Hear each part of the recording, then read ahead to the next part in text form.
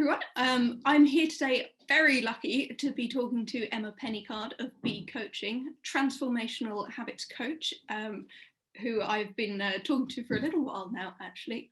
I can't remember, have we ever met in person? We haven't, no. Really? I know, it's and strange. That is the world we live in now, isn't it? Yeah, because we're not actually that far away from each other either, location-wise. No, one day we will meet. So I'm talking to Emma. She's completely amazing, and I've been I feel like I've known you quite well and for quite a long time, but clearly not actually in person. But today we're going to be talking about working hard and habits and all of the things that Emma is so expert in. So I'm just going to be asking her some questions. She's going to be sharing her wisdom with us so that we can know a bit better and try and improve our own lives. Is that all right with you, Emma? Yeah, it sounds great, Emma, and thank you for having me. Really great to chat with you today. Not a problem. Do you want to introduce yourself at all before we get started? You're happy to dive into questions. Well, I'll just share. So you mentioned I'm a transformational habits coach, which I am, and I do specialise in the overworking habit. So I help stressed and overwhelmed professionals to kind of kick that habit of overworking, so they can live a healthier and happier and more productive life. So that's kind of what I specialise in. But actually, anything that comes under habits is kind of my bag as well. So. Great, and that is almost everything we do nowadays. So, very excellent area to specialise in. Yeah, I mean, because habits are like your whole daily routine. That is your system, you know, whether you actually realise it or not. Everything we do, from how we get up in the morning to how we go to bed at night, is actually an automatic habit. So, yeah, and some of those are great for us, and some of them are not so good, are they? So, yes, it is a full range, and that's why we need people like you to help us. So, what is the difference between working hard and overworking? So yeah, really, really good question. Because, you know, as coaches and as people that run our own businesses, of course, we do need to work hard sometimes, and there's nothing wrong with that, especially if we love what we do, which I think so many coaches do. And as long as you feel that you have the right balance with everything else you love in your life, you know, that's okay to work hard. And of course, hard work does bring a lot of advantages. So, you know, of course, financial well-being, but also, you know, success, joy, and learning and development. So there's lots of great things about hard work. But for me, I believe it becomes overworking when you feel you have no choice but to work, when you feel that you'd rather stop now, that you're tired and the day is done, but you feel compelled against all of your better judgment that you have to continue working. And that's where we're driven to overwork. And even if you love what you do, there comes a time for all of us, isn't there, when we're not being productive? And we kind of know that deep down, don't we? You know, actually we're still working, but we're flicking through, you know, social media or flicking through emails, and we're quite tired now, but we still feel that we need to continue. So it's trying to recognize that within ourselves. So what I always recommend people do is to literally ask themselves, do I want to be working right now? And if their answer is yes, then that means that they're making a conscious decision to work, which means that they're most likely to make a logical choice about when to stop working. But if the answer is no, but I have to, but, you know, maybe but I've promised that I'd get this done, or I want to finish this project, or I have to do my to-do list before the end of the day, then that's a sign that we're triggered to do it and that we are most probably overworking. It's fascinating. I love that as a definition of the difference between them. I'm going to have to write that down later. Watch the video back. Yes, yes. There is that. We can just all keep watching you over and over again, learning. Eventually we'll learn. So why is overworking a problem? I mean, some people might say that it would make us even more successful. Yeah, so I mean, the thing is with overworking is that it's a habit. So it's actually triggered by stress or anxiety. So, you know, as opposed to, as we talked about earlier, choosing to work hard, which is absolutely fine, when we're overworking, we're working beyond our best selves. And the likelihood is that means we're not productive, and we're not effective when we're working like that. And, you know, is it really having a positive impact on our business? Probably not. And it's probably having quite a negative impact on our life. And that's the bit that we mustn't forget in all of this. You know, our whole selves, we're not just work and what we do. And, you know, we've all been there when we feel that urge to clear the inbox before the end of the working day. We feel that we must get this all neat, tidy. And when we're doing it, we wish that we could just delete most of the emails because we'd rather not be doing it. You know, we're laughing because we know we have those feelings. We've done it, and sometimes we probably still feel compelled to do it. And, you know, we need to then realise it's getting that awareness of this would be much better if we did it tomorrow morning. We'd probably get it done much quicker, or ideally when you've planned to do it. You know, you've talked me through that before, Emma, you know, that scheduling. Now you're talking my language. Absolutely. And that's because actually if you've planned to do it, you know when it's best for you to do that. You know that you're not going to be completely swamped. And if you do it each evening, that becomes a habitual response that, you know, you're going to every night have to clear that email, and it's always going to be full every night because you haven't maybe looked at it before in the day. So it becomes this kind of vicious circle. So that's why it's so important to kind of step back and realize that we're in this kind of triggered to overwork, and decide how it might be better for us to work instead. You know, actually, is it better to finish for the day now? Or maybe take a bit of time to plan for the next day so you can feel in control again, but without working really late on something that's not going to have really any impact on your business. And that's I certainly personally often find with my clients, when they do end up doing work late at night or just in the evenings, or just they're still doing things they feel they should do, quite often the quality is not very good and they have to redo it again in the morning, which takes less time than it would have done if they just not done it in the first place and just picked it up again in the morning. It's so true, because obviously when you're tired and you've run out of energy for the day and you've been working really hard, you're not going to be your most creative self, are you? So you're not going to be able to quickly think of things and answer them. You're going to worry about things and get anxious about things that actually the next day you'd think, what was I even worried about? Like, there's nothing wrong with that email or whatever it is that you're looking at. So it's actually very often wasted time that, yeah, you're going to have to spend again anyway. Well, there is a lot to do when running your own coaching business, though, and it can be overwhelming and even stressful at times. So surely overworking is just a part of that. Yeah, I mean, absolutely. Especially when you first, I think, set up a business, before you're used to it, it can be stressful and it can be overwhelming, and it is a little bit part and parcel of it. But when we're in that state, that's the time that we need to be looking after ourselves the most. That's the time where the self-care is so essential. And, you know, I touched on it earlier. It's a habit that's triggered by stress and overwhelm. And, you know, other habits can get triggered in that time. So whether that's, you know, over drinking or overeating or shouting, there's so many habits that people can have. But for some people, that just happens to be overworking. That is their go-to habit. The problem with it is that the more you work, the tireder you get.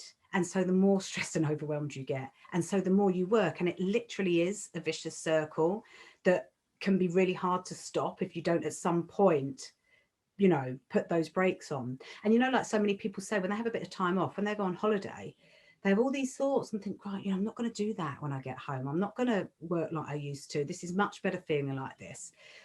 But it's so easy to get back into that habit if that's always your go-to, what you do when you're stressed. So it's breaking that cycle is the important bit. I find it fascinating how you differentiate between when things are initially a startup and once you've got used to it, because I haven't reflected on that myself, but I definitely feel, thinking about it now, it is very different when everything is you and you honestly don't really know what you're doing in a lot of areas, because suddenly running a business means that you're doing a lot of different roles, which previously you've probably only done a handful of at best, in whatever you specialised in. So suddenly we've got all these different hats to wear, and it is a bit scary and exciting, but it can very easily be be overwhelming, and that is different to getting into the rhythm and when you know what you're doing, and you can have probably a lot more control, I imagine. I haven't reflected on that before. That's a very good observation. Yeah, and it's probably observation a lot from my personal journey as well, you know. So definitely I had that feeling of, you know, one of the reasons I became a coach is I wanted to narrow my focus. I had quite a wide ranging job before, and I thought, let's just focus on one thing. Wouldn't that be amazing?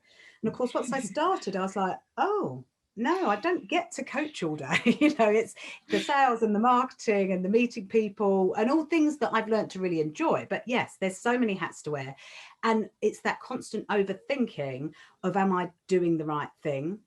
And I think over time experience, you start to learn what the right thing is, or you start to learn it doesn't matter, everything's learning and it giving a go, and it changes a bit. But in that beginning bit, I think the overwhelm is bigger.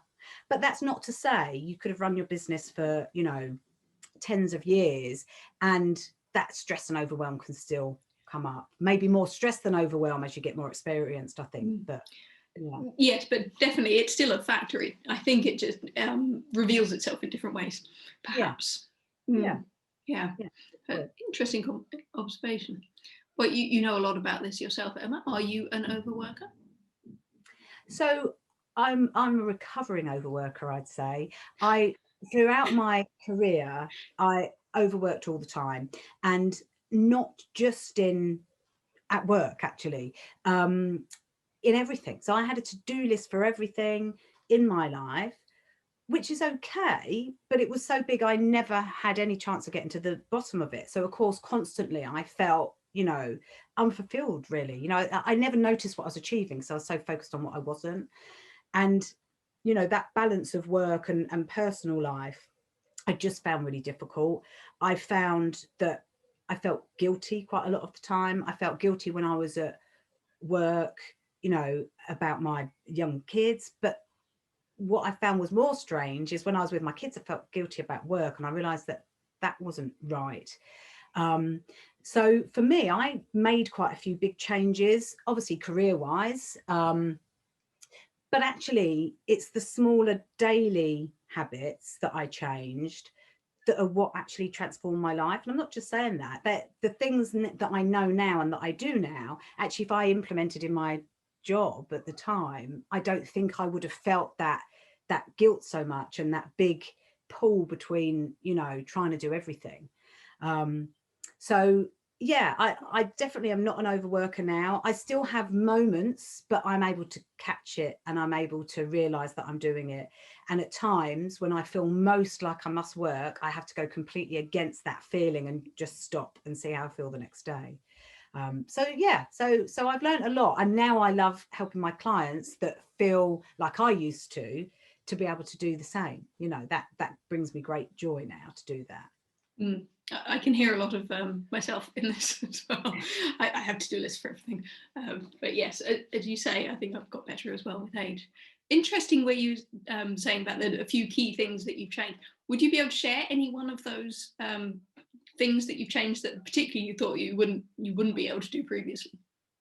Yeah, so I think probably the biggest is to focus on what's most important to me, personally and professionally. And I know this sounds funny, but in a logical way to decide that. So before, I was very driven by my perfectionism and my people pleasing. And so the people pleaser and the perfectionist would find things that were really important and really urgent, that weren't really. Does that make sense? And when I'm not triggered into those modes, so when I'm not stressed, when I'm calm and feeling control, and I'm thinking more from a logical place, I'm able to now get much more clarity on what's most important. So for my business, I have one main thing a month, and I slowly but surely work towards that. And that will be one main project. That's not to say that doesn't include, obviously, marketing on social media, networking. There's a lot of extra things, but I have one main thing, whereas before I probably would have had 5 or 6. I mean, who knows how many. I thought, you know, because I couldn't choose and I never made myself choose. And so of course then I would have got a little bit done of each at the most, whereas now, since I've been doing this every single month, I've achieved that that main thing. And sometimes I'm working towards the next main thing as well, because I already know what that will be a few months in advance. So it's that real focus, but it's also including that personally. So partly I've done this so I can be around for my kids more. So I frequently remember that. So sometimes when I think, oh, I'm not going to get it all done today because I've got to pick the kids up soon, but then I remind myself of that. Yeah, but I've chosen to do that. I want to do that. That's important to me. So it's just having that real clarity on that focus and working towards it slowly, you know. Yes. And I completely see what I've got. I can see that having one thing to focus on will make such a difference. I know quite a lot of people who just go, oh, and this, and I'm doing that, and I'm doing that. And you're like, you have a list of about a dozen projects that you're doing at the moment, let alone next week. And it's just such a struggle for them to get anything done, really.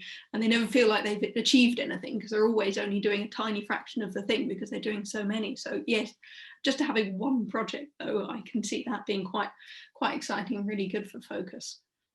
Yeah, because the thing as well is when you've got so much to focus on, like you say, you get a little bit done and then you feel I'm not achieving that, and or there's no point starting that today. So that's when you get sucked into the inbox or sucked in to the social media, because you think, well, I'll just do a bit of this and tidy up, and you're just kind of procrastinating of actually working on the main thing or the main things, because you've got so many of them. Whereas it's much easier if you've got that one thing to chip away here and there, you know, where you can.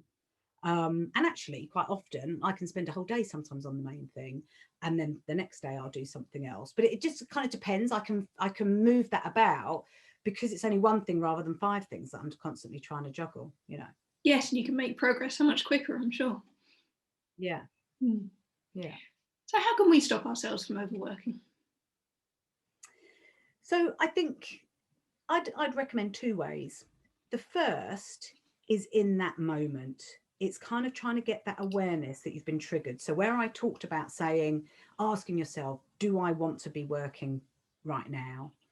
And really being honest with ourselves of, yeah, I'm choosing to do it because I've got this project that I want to finish, and I'm fine with working late to get that done. It's not a habit. I'm consciously making this decision. Or, you know, no, I don't want to be working, but I have no choice because, and as soon as those because is coming in, that's where we need to really, and that's the really important time to stop. So, and as I talked about, because we're driven, it's a habit, we need to think about what is it that I really need. So if we're working late, we probably want to get control again, or maybe if we're stressed, we're wanting to feel calm again. So we can think about, well, how else can I feel calm? What else other than working will make me feel that? And, you know, maybe that's going for a long walk, or a bath, or calling a friend. And you might even say to yourself, well, I'm going to stop and do that now, and then I can always come back to work later. The likelihood is, because you've put a stop, you know, you've stopped that vicious circle, you probably won't feel the need to do that, and you'll feel fine to wait till tomorrow. So it's finding other ways to be calm, or what else will make us feel, when we're overwhelmed, we need to feel in control. So what else could make us feel in control? And that's what I touched on earlier. That's where it's really great to maybe plan your next day, you know, at least spend the time doing that rather than trying to clear a load of things or work on something that, as you said, you'll have to do again tomorrow. So those are the really good things in the moment. And then the other thing is knowing that it's triggered by stress and anxiety. Well, we need to try and remove that trigger. We need to try and remove the stress and overwhelm as much as we can. So there's a few things I do for that. One is the focusing on what's most important, which I touched on earlier. The next is having time to think, and to think in my business. So, you know, whether that be going for a walk in the morning, listening to a podcast, you know, sometimes when, without even thinking about it, great creative ideas come to you, or you can suddenly think of a solution to a work problem you've had just by having that space away for a moment. So that's really important to me. And at the other end of the day, it's time for self-care. So again, that might be going for a walk, or actually it might be sitting and watching a bit of TV. For me, it's usually important that that time's on my own. So, you know, just an hour after dinner, the family are doing something else and I'm just having a little bit of time, and that's not about work. It's not to say that sometimes I might not think about it, but it's kind of two distinctions, and that's ways that I help to manage my own stress, because if I'm not stressed, I'm less likely to be triggered, and then the habits come up. So yeah. Great, and great tips. Thank you very much. So part of the other reason that we know each other and have been working together recently is that you have very kindly provided a bonus for my recent online course. So the course is called the Organised Coach Method, and Emma's bonus is called Transformational Habits. Is that? I feel like there's 3 words and I'm missing one. Well, there's kind of 2 parts to it, isn't there? So there's how to kick the habit of overworking. So that's about what I was talking about, focusing on what's most important and tips around that. And then the other part is how to transform your habits. Yeah, so that's some practical tips of any habit that you might want to break or create. I talk through a framework that's great, actually, that I've used a lot and my clients have used now successfully to be able to break or create any habit in your life. Yes, and you've got a great download that comes with it as well, with the instructions on literally what to do. I like clear instructions. It's very much my way. And I do find sometimes coaching things can be a bit fluffy, so having a clear action list is really nice and refreshing, actually. Yeah, it's important for things to be practical, aren't they? And that you can implement yourself, and I think you can listen to the video and hopefully people will get a lot from that. But actually, in the end, if you want to put it into place, you're probably going to be there yourself and you need something to be able to refer to. So hopefully, people will find that really helpful. Right. Well, the course, as I said, is called the Organised Coach Method. And if you want to learn how to make most of your time and create the calm coaching business you deserve, and obviously access the amazing bonus that Emma Pennycard has created, you can buy it, and I'll put the link in this post. Thank you very much, Emma. It's been great talking with you. I've really enjoyed it, Emma. Yeah, no, I love it. It's great because we're both passionate about the same kind of thing. So it's just great to be able to spend a few minutes chatting about it, isn't it? Yes, it's really hard not to interrupt you. Go, yes, I do that. So yes, thank you very much. Brilliant.